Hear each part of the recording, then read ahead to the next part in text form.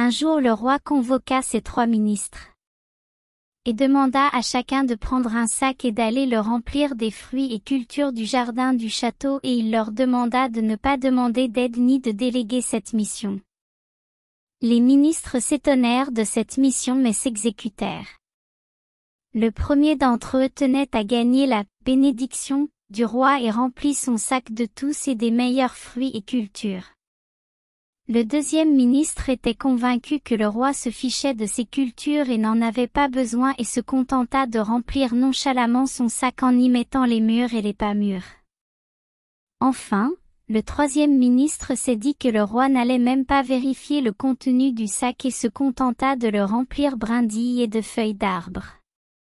Le lendemain le roi convoqua les 3 ministres accompagnés de leurs sacs. Une fois réunis, le roi ordonna à ses soldats d'emprisonner ces 3 ministres chacun à part avec son sac pendant 3 mois dans un endroit où personne ne peut accéder et qu'on leur interdise l'eau et la nourriture. Le premier ministre mangea les fruits qu'il a récoltés jusqu'à ce qu'il finisse sa peine.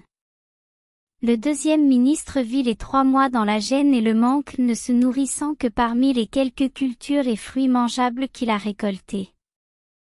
Enfin, le troisième ministre mourut de faim avant la fin de sa peine. Maintenant pose-toi la question, à quel ministre tu ressembles? Maintenant que tu es dans le jardin de la vie. Tu as la liberté de récolter des bonnes œuvres ou des mauvaises, mais demain quand le roi des rois ordonne qu'on t'emprisonne seul dans cette prison sombre et étroite qu'est ta tombe. Ne crois-tu pas que ça ne sera que tes bonnes œuvres faites dans la vie ici-bas qui vont être utiles?